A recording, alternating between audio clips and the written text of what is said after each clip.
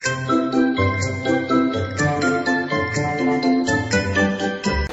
welcome back to my channel, and today I'll show you my equipment using in bed bathing. We have 3 wash towel for washing, rinsing, and pat drying purposes. We have 2 basin for washing and rinsing purposes.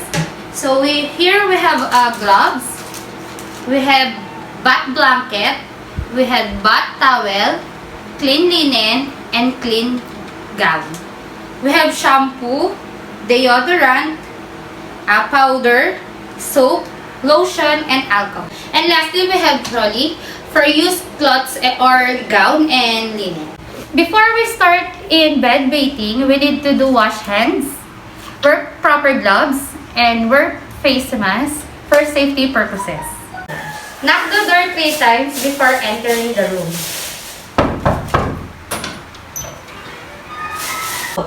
Good morning, Mrs. Espiritu. I'm April, your caregiver today, and today I perform bed bathing. Is there something you want to do first?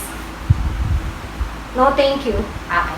Thank you, ma'am. Before we start, let's prepare the environment.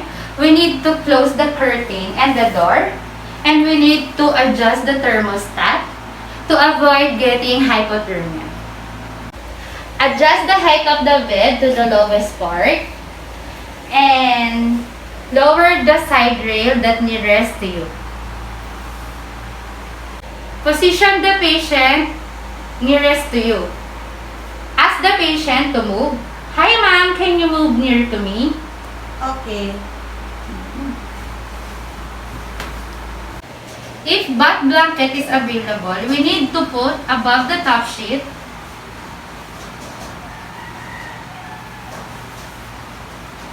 Then we get the top sheet under the bath blanket and put in the drawer. Position the patient into a side-lying position. We need to bend our knee, not our back.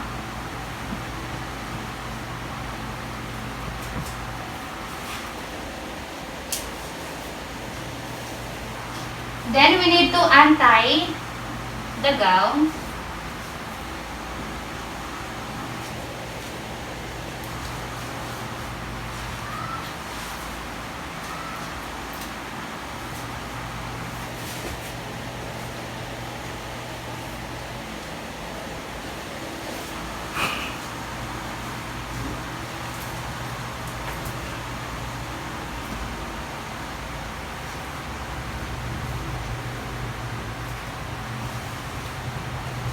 Then the gown we will put in the trolley. And now we need to prepare the basin, at least 2/3 full of water. And ask the patient what she prefers, if it is lukewarm water or tap water. Ma'am, what do you prefer? Lukewarm water or tap water? Lukewarm water. Okay. Can you feel the temperature, ma'am? If it's okay? Yes, it's okay. Thank you, ma'am. And now, let's wash the face of the patient using 3 washcloths. We have 2 basins, water with soap, and we have a plain water here for rinsing. And we have another wash towel for pat drying. We need to make a bath mitten, wring it out, bath mitten, hold and lock.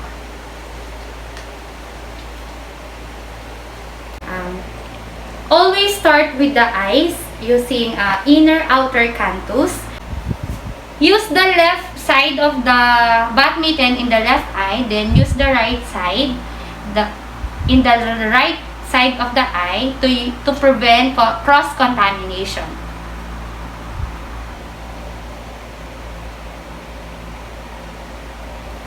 Then we need to wash the face from distal to proximal.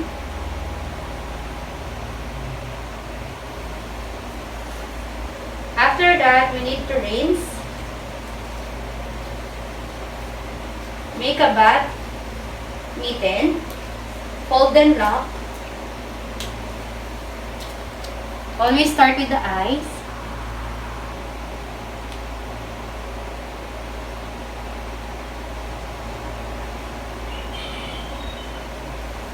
Pat dry. Need to make badminton. Fold and lock. And always start with the eyes. Then the face. From distal to proximal. And now we need to move for the chest part. We need to expose the chest part and clean using 3 washcloth for washing, rinsing, and dry pat or pat dry. Expose the chest area. Then put the bath towel.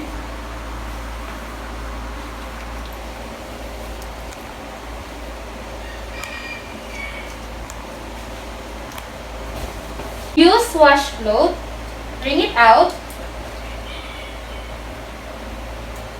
then make a bath mitten,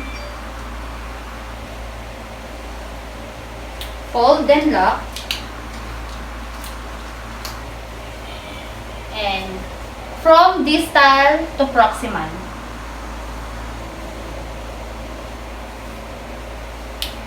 Next is for rinsing. Wring it out. Make a bath mitten.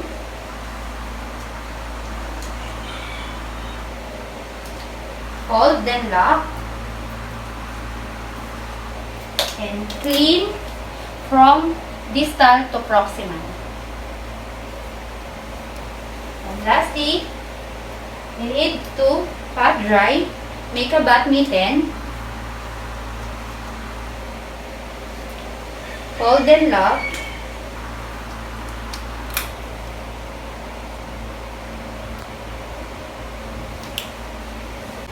And the next is the hand of the patient. We need to soak the fingers in 3 to 5 minutes to soften the nails. And now we're gonna use 3 washcloth using for washing, rinsing, and pat dry. We need to move the bath towel and put the hand of the patient.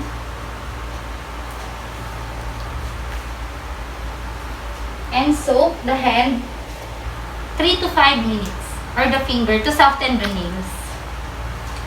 Wring it out. Make a bath mitten.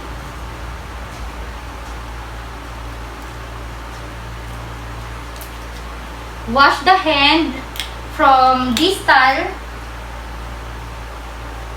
to proximal, but first we need to clean the wrist. Then distal to proximal.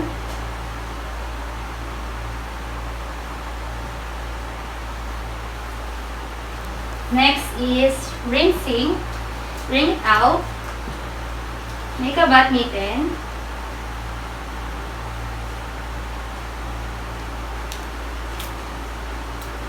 Wrist. Then from distal to proximal. Up to axilla.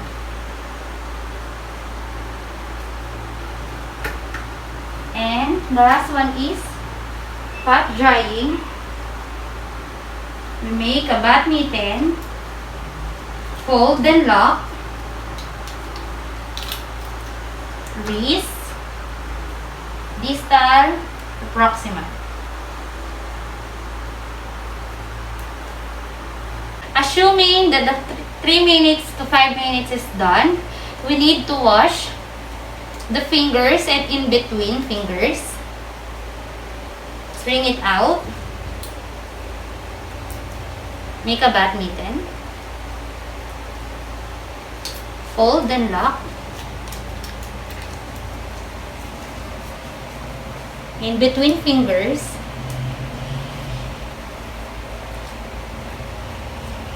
Next is rinsing. Wring it out. Make a bath mitten. Fold, then lock.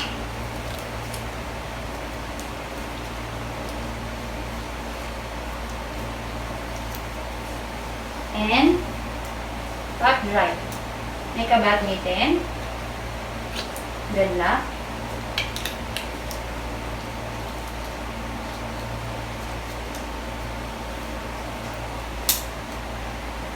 And now let's move to the suprapubic area or abdominal area of the patient. Using 3 washcloths for washing, rinsing, and that pot drying. We need to transfer the bath towel to above the chest area of the patient and fold the blanket.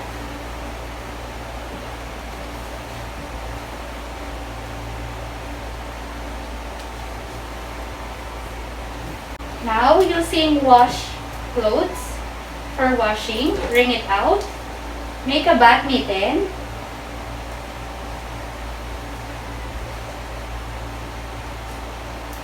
fold and lock. We can wash from distal to proximal. Next is for rinsing. Wring it out. Make a bath mitten. Fold and lock. From distal to proximal. And next is the pot drying. Make a bath mitten.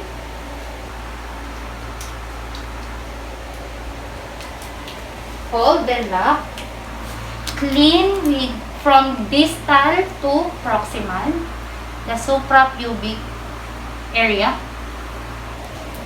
And now, next is we need to clean the feet or the legs of the patient using 3 washcloths for washing, rinsing, and pat drying.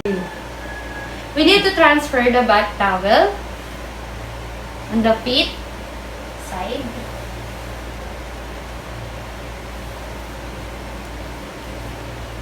We need to fold the bath blanket and put the bath towel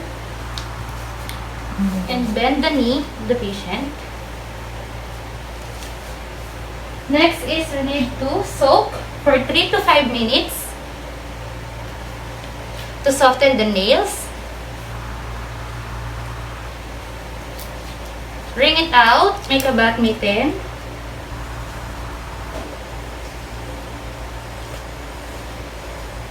Fold and lock. Clean from distal to proximal.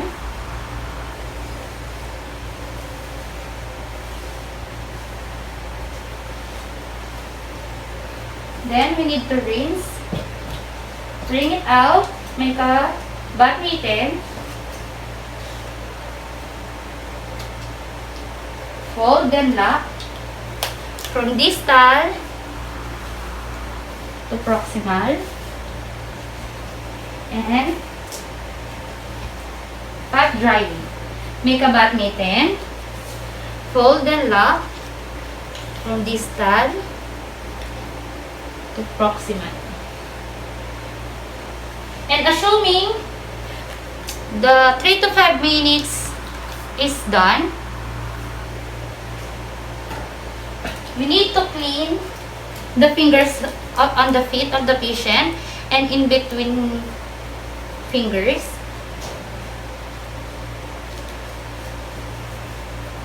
You need to rinse, wring it out, make a bath mitten.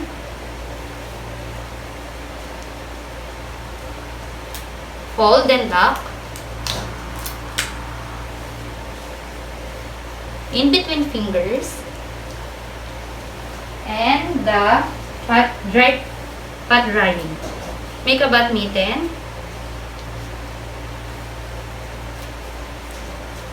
Fold, then lock. Then dry.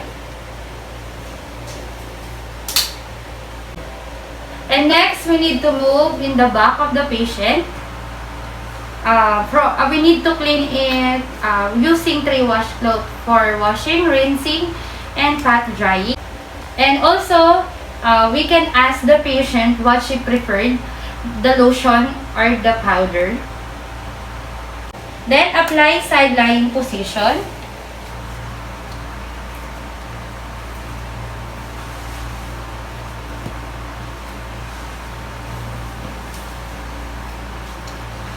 Wash the back from distal to proximal using 3 washcloths.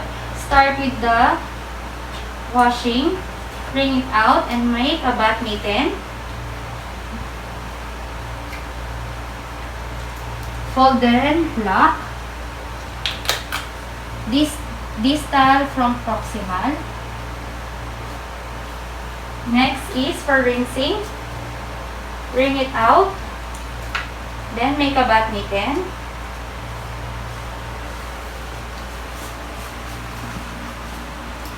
Fold and lock from distal to proximal. And the pat drying. Make a bath mitten. Fold and lock. Then dry. Then ask the patient what she preferred, the lotion or the powder to apply on her back. Ma'am, what do you prefer? Lotion or powder? Powder. Okay, ma'am. We get the powder, then we apply on her back. Then apply a Florage massage or the butterfly massage.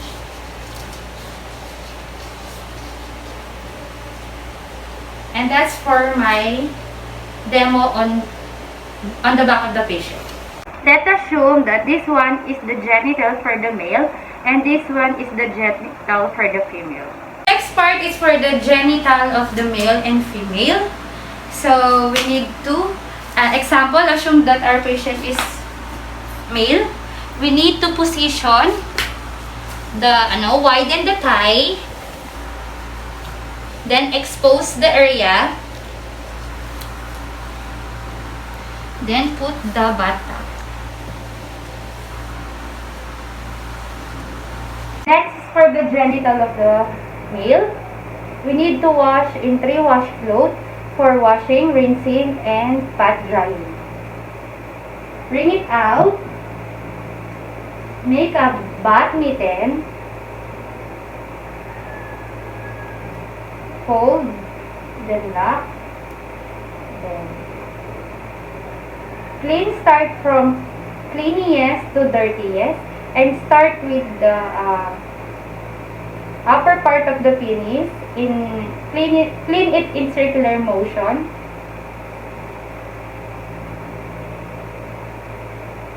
Next is rinsing. Wring it out. Make a bath mitten. Fold and lock. Circular motion. Then from cleanest to dirtiest. And last is pat drying. Make a bath mitten. Fold and lock. Circular motion. Then from cleanest to dirtiest. Take note, always start with the cleanest to dirtiest or top to bottom.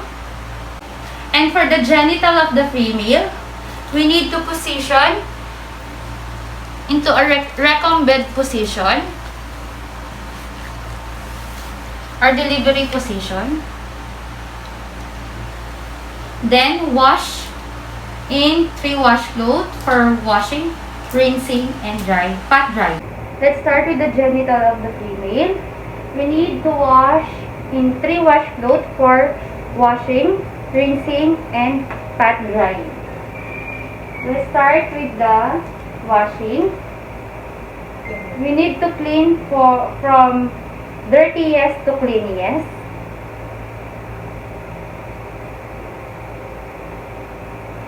Next is rinsing. Wring it out and make bath mitten. Fold and lock.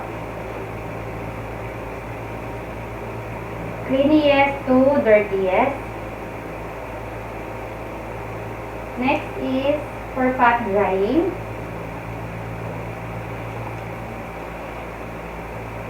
Make a bath mitten. Fold, then lock. Then dry it.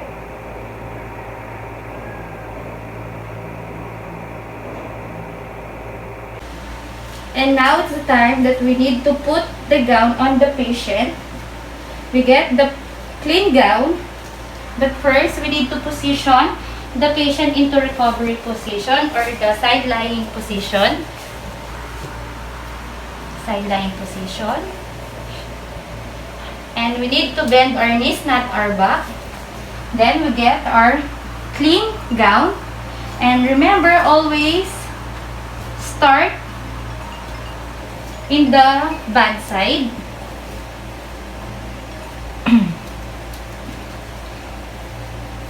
And assuming the bad side is the left side.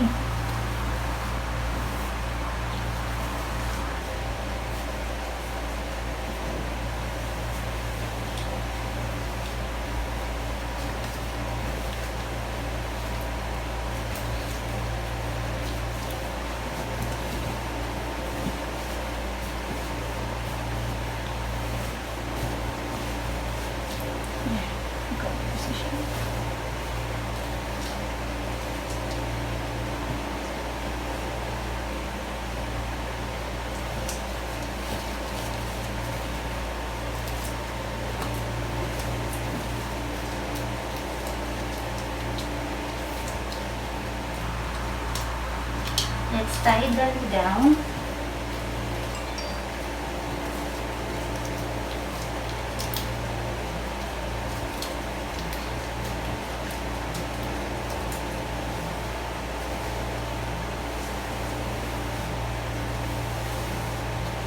Then get the blanket, the bath blanket. Oh. And lastly, we need to get the clean linen and put above of the bath blanket.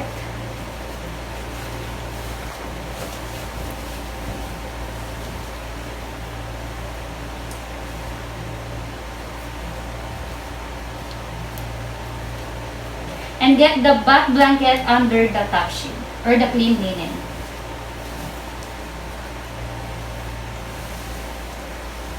And we put